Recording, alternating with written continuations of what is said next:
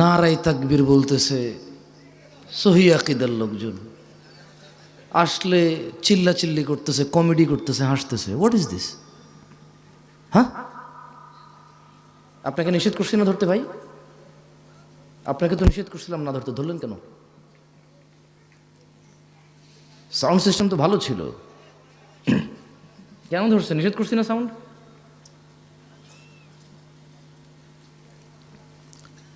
কি মানে হুজুররা এসা বলে ওয়ামাই ইউশরিক বিল্লাহ ফাকাদ দাল্লা দালালাম বাঈদা, যে শিরিক করলো সেই পথভ্রষ্ট হইল, শিরিক ছাড়া সব গুনাহ আল্লাহ মাফ করে দেবে, এই জন্য যাতা শুরু করে দিয়েছেন নাকি? অবাক কাণ্ড, চেরাগের নিচে অন্ধকার। আজকে এই বক্তব্যে, যেহেতু গত 2-1 বছরের বক্তব্য দেই না বললেই চলে, তো এইখানে উপস্থিত হয়ে বুঝলাম যে চেরাগের নিচে আলো, এটার বাস্তব প্রমাণ। তামাশা করতেছেন আপনারা, হাসতেছেন, হুই হাই, লা হাওলা ওয়ালা কুওয়াতা ইল্লা বিল্লাহ। ইত্তাকু রাব্বাকুম ইয়া নাস, আল্লাহকে ভয় করেন হাক্কা তুকাতিহ, যেভাবে ভয় করা উচিত, হাক্কা তুকাতিহ। এই তোমরা সাউন্ড সিস্টেমটা ধরতে আমি না করছিলাম তোমাদেরকে, আগে যেরকম ছিল শুরুতে ওই সেটিংয়ে নিয়ে যাও। আমি উঠছি যখন, যেই সেটিংটা ছিল ওইখানে নিয়ে যাও। বিরক্ত লাগছে এখন, এটা কানের মধ্যে এসে লাগতেছে। আর শ্রোতারও দোষ নাই। কি হাসির কি হয়েছে এখানে? কি হাসি মানে কি? হাসতেছেন কেন আপনি? বুঝতেছি না তো। আপনারা বললেন সাউন্ড বাড়াইতে, উনি সাউন্ড বাড়াইছে, এখন কা করে খালি এটা। বিসমিল্লাহ, ঠিক আছে ঠিক আছে, বিসমিল্লাহ। তো যুবকের অবক্ষয় নিয়ে কি কথা বলবো?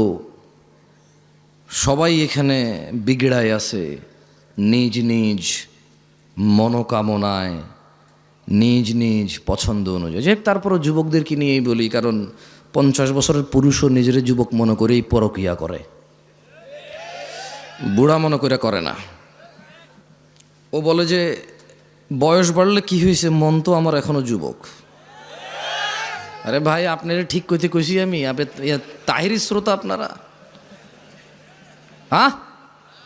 তো তাইলে ঠিক বেঠিক বলতেছেন কেন? তো জিজ্ঞেস তো করি নাই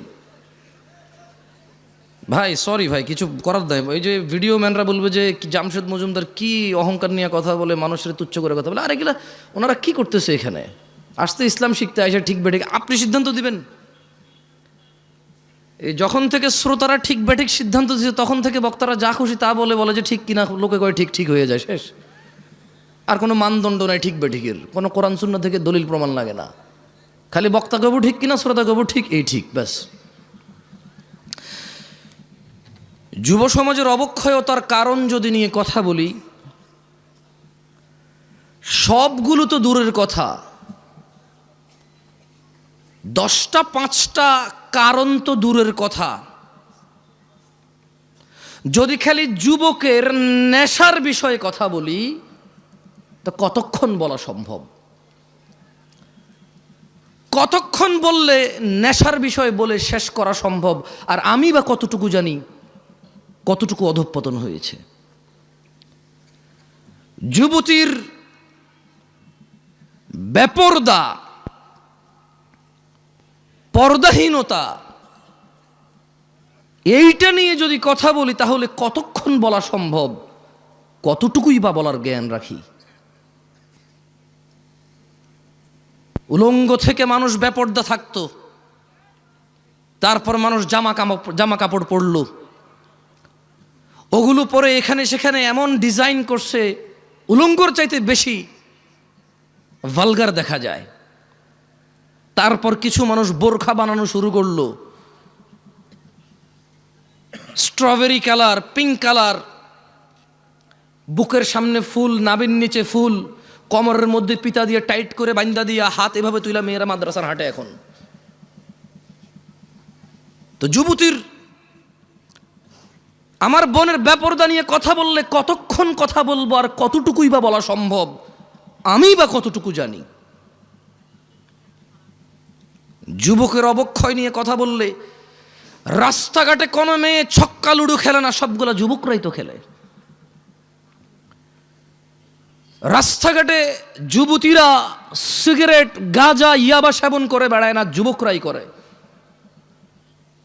এখনো সিনেমা হলের টিকিট যুবক যুবতীকে ফুসলায় ফাসলায় আর 2টা টিকিট কেটে নিয়ে যায় সিনেমা দেখতে। এখনো জানার সমস্ত বিল যুবক ভরে। রাস্তাঘাটে মারামারি গালিগালাজ এগুলো যুবকরাই করে, পুরুষরাই করে। আবার আল্লাহ থেকেও আদিষ্ট হয়েছে প্রথমে নিজের চক্ষু অবনত করে লজ্জাস্থানের হেফাজত করতে। সেই যুবক কিনা বেপরদা মহিলার দিকে তাকিয়ে থেকে ফেসবুকে পোস্ট করে, মাইক হাতে বেয়ে কথা বলে, জায়গায় জায়গায় সমালোচনা করে, সমাজটা নষ্ট হয়ে গেছে, নারীরাই নষ্টের মূল, বেপরদা চলে, সব ছেলে নষ্ট করে দিছে। অথচ ও ল্যাংটা হাঁটলেও পুরুষের জন্য আল্লাহর পক্ষ থেকে আদেশ, নিচে তাকাবে তারপরে হাঁটবে। ও নিচে তাকাবে না, নিজেরটা মানবে না, আরেকজন মানে নাই, সেটার সমালোচনা করে বেড়ায় যুবক। এখানকার যুবকের ধারণা পর্দা মানে হচ্ছে মহিলা, পর্দা মানে মা, বোন, স্ত্রী, কন্যা, দাদি, নানি, ফুফি, খালা। পর্দা মানে মহিলা। যখন তারা পর্দাকে এভাবে খ্রিস্টানদের মতো, ইহুদি নাসারাদের মতো যখন পরিবর্তন করতে শুরু করলো পর্দার মিনিং, তখন আল্লাহর আযাব এদের উপরে চলে আসছে। এদের মহিলারা বলতেছে যে আরে পর্দা কি পোশাকে আছে নাকি, মনে হলো পর্দা। কারণ এরা পর্দার অপব্যাখ্যা করেছে, এরা পর্দার মানে সমস্ত মহিলার বদনাম করেছে। কিন্তু নিজেকে যে আল্লাহ নিচের দিকে তাকানোর জন্য বলেছে, ওই মহিলার দিকে না তাকাইতে বলেছে, নিষেধ করেছে, সেটা সে মানেনি। ঘরে সিলিন্ডার গ্যাস ব্লাস্ট হইলে নতুন বউ মারা গেছে, পুকুরে পড়ে মারা গেলে নতুন বউ মারা গেছে, যে বউটা যৌতুক দেওয়ার কথা ছিল যৌতুক দিতে পারে নাই, মোহর দিয়ে বিয়ে করার কথা ছিল, পুরুষ যৌতুক নিচ্ছে। এরপরে বলতেছে সমাজে পুরুষ নির্যাতন হয়, আপনারা জানেন না। তো তুই কি পুরুষ রে বেটা? পুরুষ তো মহিলাকে টাকা দিয়ে বিয়ে করে, তুই তো টাকা নিচ্ছিস। পুরুষ তো মহিলাকে টাকা দিয়ে বিয়ে করে, পুরুষ উপার্জনের জিম্মেদার নিজেকে মনে করে। মা বোনকে কাজে লাগাই দেয় না, মেয়েকে কাজে লাগাই দেয় না। পুরুষ মর্যাদা সম্পন্ন হয়, বলবে 3 বেলা খাবো, না পারলে 2, না পারলে 1। কিন্তু জিম্মেদারি উপার্জনের আমার বোনের না, আমার মায়ের না। যদি করে মুসলমান মেয়ে, কোনো হারাম কিছু নাই, মহিলা কাজ হতে পারে। আল্লাহ আমাদেরকে বোঝার তৌফিক দান করুন। কি এখনো কি হাসি পাচ্ছে? নাম হচ্ছে সালাফি কনফারেন্স। বসে আছে যারা নিজেদেরকে দাবি করে মানহাজুস সালাফের মধ্যে যারা আছি আমরা। মানহুমুস সালাফ, সালাফকে আসহাবান নবী সাল্লাল্লাহু আলাইহি ওয়াসাল্লাম, নবী সাল্লাল্লাহু আলাইহি ওয়াসাল্লামের সাহাবারা হচ্ছে সালাফ। আমরা বলছি আমরা ওদের অনুসরণকারী, আর বসে বসে কমেডি করি এখানে এসে। আল্লাহ আমাদেরকে বোঝার তৌফিক দান করুন। সরি, আপনারা মনে কষ্ট নিয়েছেন আমার কথায়? দুঃখজনক। এই শীতের মধ্যে এত কষ্ট করে বসে আছেন হাসি তামাশা করার জন্য, মোবাইলে কমেডি দেখেন, এখানে বসে আছেন কেন? মনে রাখতে হবে যুবক ভাই আমার, বর্তমানে আমাদের যুব সমাজের অসংখ্য সংকট, অসংখ্য সমস্যায় জর্জরিত আমাদের সমাজ। এর মধ্যে নাম্বার 1 আর নাম্বার 2, কোনটা 1 নাম্বার কোনটা 2 নাম্বার এটা বলা কঠিন হয়ে যাবে। নেশা আর জেনা, জেনা 1 নাম্বার নাকি নেশা 1 নাম্বার এটা বলা কঠিন হয়ে যাবে, এমন ব্যাপক হারে হয়েছে। ছেলে জেনার সম্পর্ককে প্রেম বলে, ভালোবাসা বলে। ছেলে জেনার সম্পর্ক কন্টিনিউ করে কেন? বিয়ে করবে আশ্বস্ত হয়ে। সে জেনাকে হালাল মনে করে নিয়েছে, কারণ সে মনে করে ওই মেয়েকে সে বিয়ে করবে, এই জন্য তার জন্য এটা হালাল মনে করে সে। অথচ সে ভুলে যায় সে মারা যেতে পারে। সে ভুলে যায় ওই একই মেয়েকে বিয়ে করলেও বিয়ের আগের সম্পর্ক হারাম হারাম বলেই থাকবে লিপিবদ্ধ।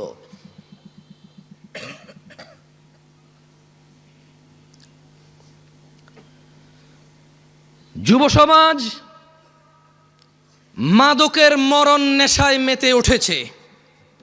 বর্তমান সময়ে অধিকাংশ যুবক মাদকে আক্রান্ত, ধ্বংসের অবলীলায় নিপতিত হতে দেখা যায়। বিভিন্ন ধরনের মাদকের সয়লাভ যুবকদের মধ্যে ছড়িয়ে পড়াতে তারা কোনো না কোনো উপায়ে নেশাগ্রস্ত হয়ে পড়েছে। যারা নেশা করে তারা অধিকাংশই জানে নেশা কোনো রকম উপকারী বা ভালো কাজ নয়, এবং তা মানুষের জীবনাশক্তি বিনষ্টকারী। এইসব জেনে শুনেও যুবক মাদকাসক্ত নেশার অন্ধকার জগতের মধ্যে থাকতে চায়। ও থাকতে চায় নেশায় বিভোর হয়ে, উদাসীনতায় মেতে থাকতে চায়, এটা জেনেও যে নেশা ওকে ধ্বংসের সর্ব উচ্চ পর্যায়ে নিয়ে যাবে, ধ্বংসের সর্বশেষ পর্যায়ে নিয়ে যাবে, এটা ও জানে, তারপরও সে মেতে থাকতে চায় নেশায়। মাদকাসক্ত তরুণ প্রজন্ম ধর্ম কর্ম সব কিছু বিসর্জন দিয়ে হতাশাকে, স্যাডনেসকে, সরৌনেসকে আপন করে নিতে চায়, সঙ্গী করে নিতে চায়। জীবনের চলার পথ থেকে বিভ্রান্ত হয়ে পড়েছে এবং বিবেক বুদ্ধি হারিয়ে সামাজিকতা থেকে দূরে সরে যেতে চায় যুবক, নেশায় আসক্ত হয়ে, নেশাকে আপন করে নিয়ে। অথচ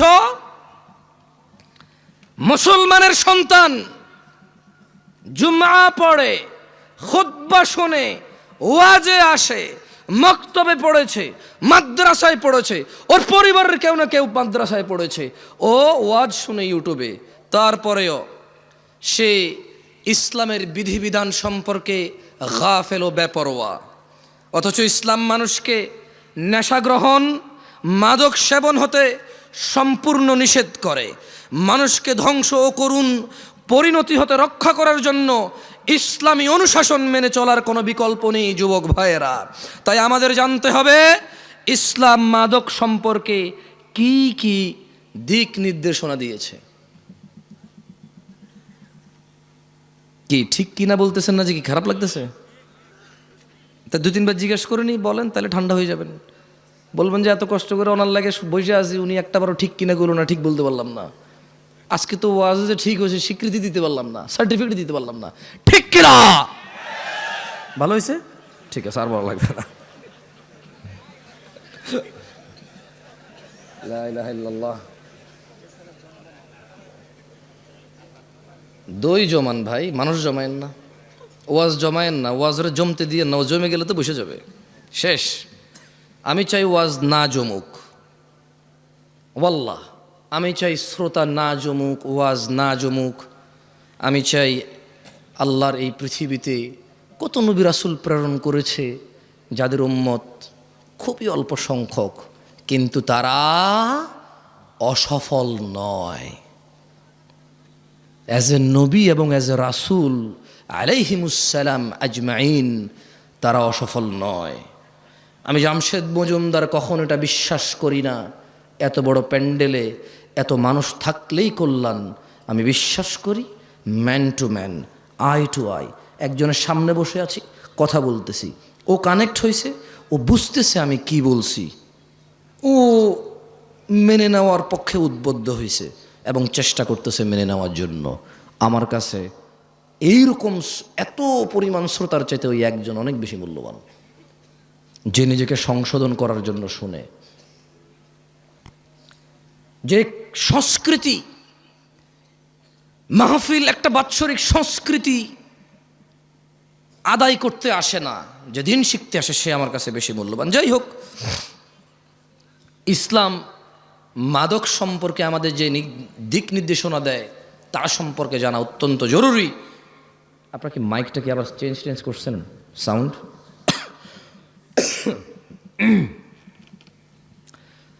রাসূলুল্লাহ সাল্লাল্লাহু আলাইহি ওয়াসাল্লাম মাদক সম্পর্কে সতর্কবাণী উচ্চারণ করে বলেন, যে কোনো ধরনের নেশাজাত পানীয় হারাম। কোন ধরনের? এইগুলা বলিয়েন, ঠিক ব্যাঠিক জিজ্ঞেস করবো না, মানে এতক্ষণ তো কথা বলছি, এখন দুই একটা হাদিস পড়বো, আয়াত পড়বো, আপনাদেরকে জিজ্ঞেস করব।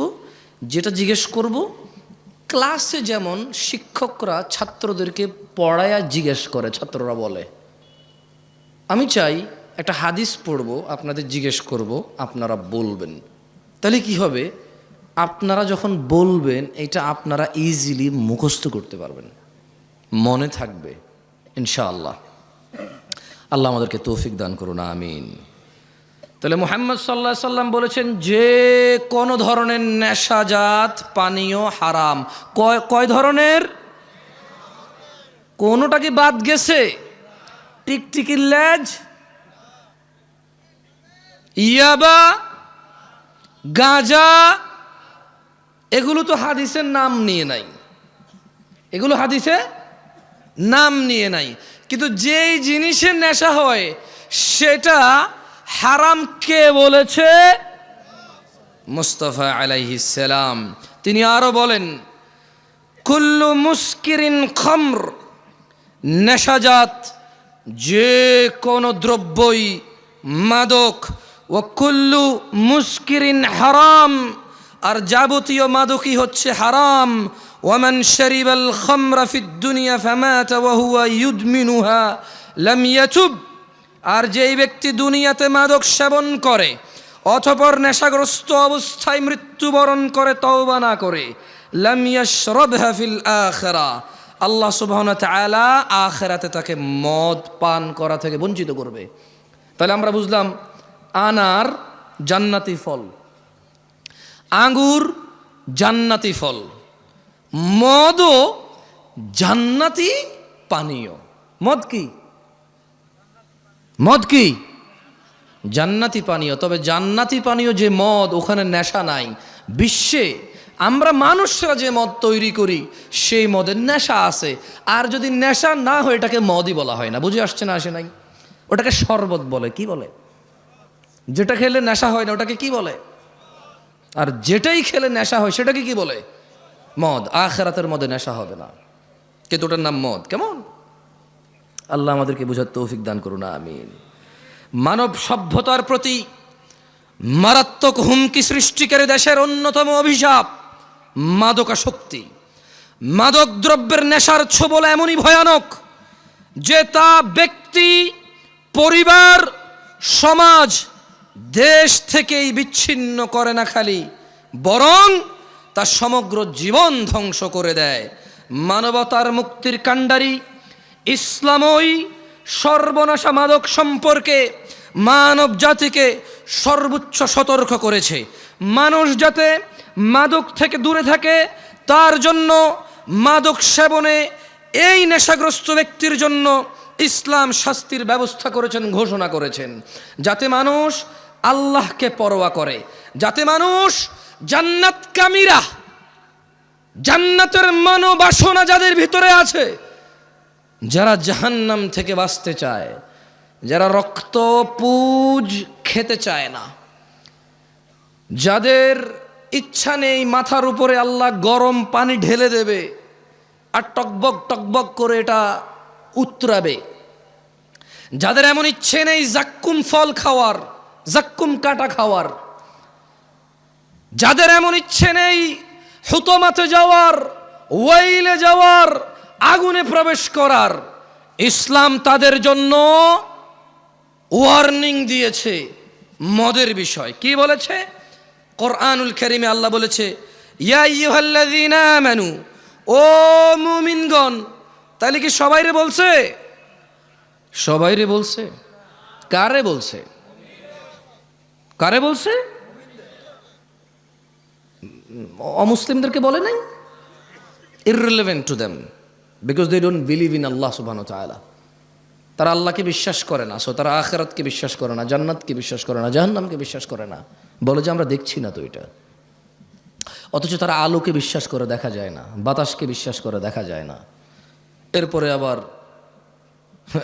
প্রতিবেদন আসবে এই জমিন থেকে অমুক গ্রহে যেতে 10 লক্ষ কোটি বছর লাগবে। তুই কেমনে বুঝছস? তুই কি গেছস? যা ফিরে আসছিস তো বুঝছিস, হ্যাঁ আমি গেছি 10 লক্ষ কোটি বছর লাগছে আমার। হ্যাঁ, তারা এগুলো বিশ্বাস করে। অবশ্য আমি বলছি না যে ভুল, তবে আমি সঠিকও বলতে পারবো না, কারণ কোনো একটা জিনিসের দূরত্ব বলার জন্য জরুরি হচ্ছে আমি ওই দূরত্বটা বুঝবো, গতিটা বুঝবো, ক্যালকুলেশন করবো যে হ্যাঁ এতদিন পরে যায় পৌঁছাবে। এখন একটা জিনিস 10 লক্ষ কোটি বছর দূরে, আমি কেমনে বুঝছি এটা 10 লক্ষ কোটি বছর? মানে আমি কিছু কি মানে কোনো একটা গতিশীল কিছুকে তো বানাইতে হয়েছে, বানায় মাপতে হয়েছে, এটা যদি এই গতিতে যায় তাহলে 10 লাখ কোটি বছর লাগবে। এখন এটা এই গতিতে 10 লাখ কোটি বছর লাগবে কেমনে বুঝছি? ওই দূরত্ব তো আমি দেখতেছি না। তারা এগুলো বিশ্বাস করে। তারা জান্নাত জাহান্নাম বিশ্বাস করে না, বলে যে দেখছি না। অথচ ঘুমের মধ্যে মানুষ কান্না করে, কেন? সাপে কামড় দিছে। ঘুমের মধ্যে মানুষ ঘামায়া যায়, কেন? খাদে পড়ে যাচ্ছে।